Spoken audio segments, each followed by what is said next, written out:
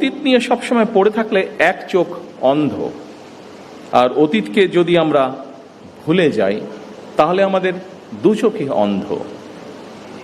সুতরাং আমরা যেমন অতীতকে একদম ভুলে যাব না, ভুলে যাওয়া চলবে না, ঠিক একইভাবে অতীতেও আমরা দেখেছি, খুব বেশি দিন না, নিকট অতীতেও আমরা দেখেছি যে অতীত নিয়ে এত বেশি চর্চা হয়েছে যেটা আমাদের সামনে যে সমৃদ্ধ ভবিষ্যৎ আছে সেই ভবিষ্যৎকে বাধাগ্রস্ত করেছে।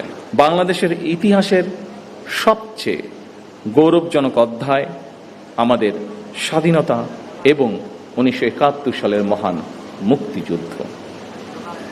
বাংলাদেশের জন্মযুদ্ধের এই গৌরবজনক ইতিহাস নিয়ে আপনারা যারা আজকে মঞ্চে উপস্থিত, যারা আলোচনা করেছেন, তাদের মধ্যে বেশ কয়েকজন উপস্থিত আছেন যারা সরাসরি মুক্তিযুদ্ধে অংশগ্রহণ করেছিলেন, মুক্তিযুদ্ধের সময়ের নৃশংসতা প্রত্যক্ষ করেছেন সেই সকল মুক্তিযোদ্ধা সরাসরি।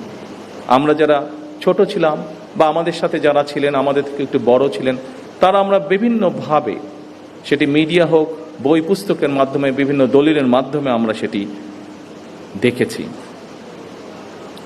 কিন্তু আমাদের সম্মানিত মহাসচিব তার বক্তব্যে বলে গেছেন, শেষ পর্যন্ত তৎকালীন বিশ্বে অন্যতম শক্তিশালী সেনাবাহিনী ছিল, তাদের বিরুদ্ধে আমরা আমাদের বিজয় ছিনিয়ে এনেছিলাম এই বাংলাদেশের মানুষ। সুতরাং প্রজন্মের প্রজন্ম ধরে স্বাধীনতা এবং মুক্তিযুদ্ধের যে গৌরব গাথা তা নিয়ে আলোচনা হবে, গবেষণা চলবে এবং এটাই স্বাভাবিক ব্যাপার। তবে আলোচনা, সমালোচনা কিংবা গবেষণার নামে এমন কিছু করা বা বলা অবশ্যই আমাদের জন্য ঠিক হবে না, যেটি আমাদের স্বাধীনতা এবং মুক্তিযুদ্ধের যে গৌরব ইতিহাস তাকে কোনোভাবে খাটো করতে পারে। বাংলাদেশের স্বাধীনতা এবং মুক্তিযুদ্ধের অন্যতম অনিবার্য চরিত্র শহীদ রাষ্ট্রপতি জিয়াউর রহমান।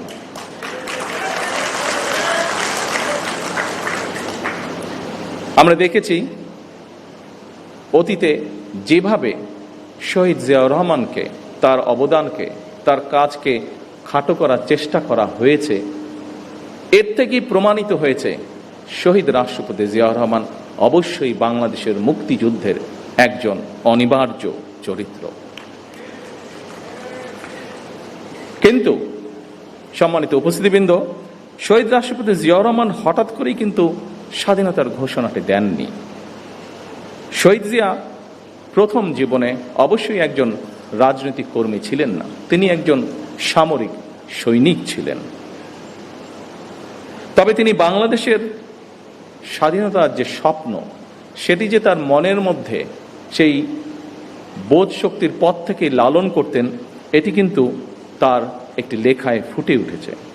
স্বাধীনতার চিন্তা চেতনা যে তিনি ধারণ করতেন, একটি স্বাধীন বাংলাদেশের জন্য যে তার একটা দীর্ঘ মানসিক প্রস্তুতি ছিল, সেটি আমরা তার একটি লেখা থেকেই পরিষ্কারভাবে বুঝতে পারি।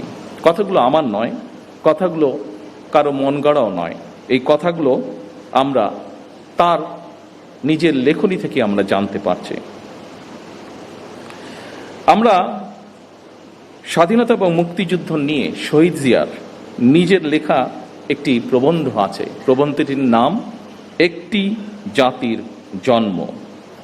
সেখানেই এই কথাটি আমি আগেও বলেছিলাম, একটি জাতির জন্ম প্রবন্ধটি, সেখানে প্রবন্ধটি যথেষ্ট বড়। আমি খুব সংক্ষেপে সেই প্রবন্ধের দু একটি লাইন আপনাদের সামনে বলবো, যেখান থেকে পরিষ্কার হয়ে যাবে পুরো বিষয়টি।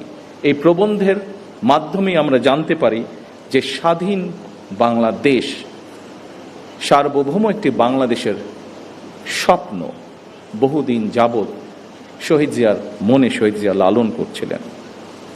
শহীদ প্রেসিডেন্ট জিয়াউর রহমানের লেখা নিবন্ধটি দৈনিক বাংলা পত্রিকার প্রথম 1972 সালের 26শে মার্চ প্রকাশিত হয়েছিল। এই প্রবন্ধটি ছিল বাংলাদেশের প্রথম স্বাধীনতা দিবস। 1971 সালে দেশ স্বাধীন হবার পরে প্রথম যে আমরা স্বাধীনতা দিবস পালন করি, সেই দিবস উপলক্ষে যে প্রথম ক্রোড়পত্রটি প্রকাশিত হয়েছিল, সেই ক্রোড়পত্রে এই লেখাটি ছাপা হয়েছিল বা প্রবন্ধটি ছাপা হয়েছিল। প্রবন্ধটি ছিল এইরকম, যেই লাইনটি আপনাদের সামনে আমি উল্লেখ করতে চাইছি। এই প্রবন্ধটি বা নিবন্ধটির শেষ প্যারায় শহীদ জিয়াউর রহমান লিখেছিলেন, তখন রাত 2:15 26শে মার্চ 1971 সাল। রক্তের আখরে বাঙালির হৃদয়ে লেখা একটি দিন। বাংলাদেশের জনগণ চিরদিন স্মরণ রাখবে, এই দিনটিকে স্মরণ রাখবে, ভালোবাসবে। এই দিনটি তারা কোনো দিন ভুলবে না, কোনো দিন না। এভাবেই উনি লিখেছিলেন। সম্মানিত উপস্থিতিবৃন্দ, 1971 সালের 26শে মার্চ রাত 2:15 কি হয়েছিল, আমি মনে করি স্বাধীনতা এবং মুক্তিযুদ্ধের ইতিহাস নিয়ে যারা গবেষণা করেন, এই তথ্যটি অবশ্যই তাদের জন্য একটি গুরুত্বপূর্ণ দলিল হতে পারে। কারণ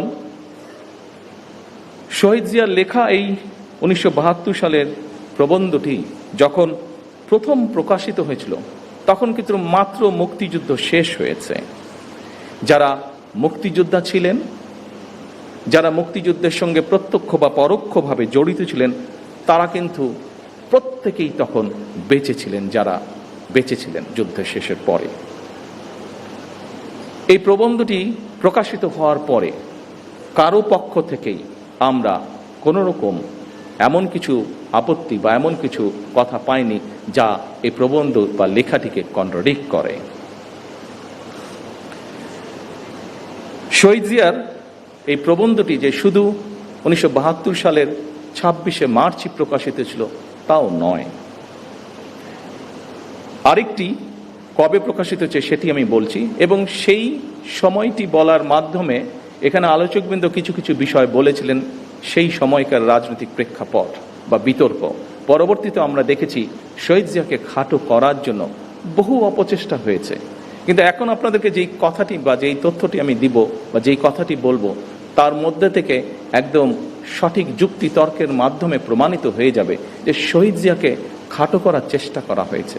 কিন্তু আগেই আমি বলেছি, যা সত্য তা সত্যই। শহীদ জিয়া যে মুক্তিযুদ্ধের একজন অনবদ্য চরিত্র, এটিকে লুকানোর কোনোই উপায় নেই। সম্মানিত উপস্থিতিবৃন্দ, শহীদ জিয়ার নিবন্ধনটি 1974 সালে আবারও প্রকাশিত হয়েছিল সাপ্তাহিক বিচিত্রা। বিচিত্রা নামে একটি ম্যাগাজিন ছিল সাপ্তাহিক, সেটিতে প্রকাশিত হয়েছিল। শহীদ জিয়ার লেখা একটি জাতির প্রবন্ধ লেখাটি আমাদের মুক্তিযুদ্ধের একটি অনন্য দলিল। 74 সালেও আবার যখন প্রকাশিত হয়েছিল, কারোরই কোনো আপত্তি ছিল না, এবং শহীদ জিয়া তার লেখায় যা যা বলেছিলেন অবিকল ছিল। সেই সময় সরকারে কারা ছিল, রাজনৈতিকভাবে কারা কোথায় অবস্থান করছিল, আমাদের কম বেশি প্রত্যেকেরই ধারণা আছে।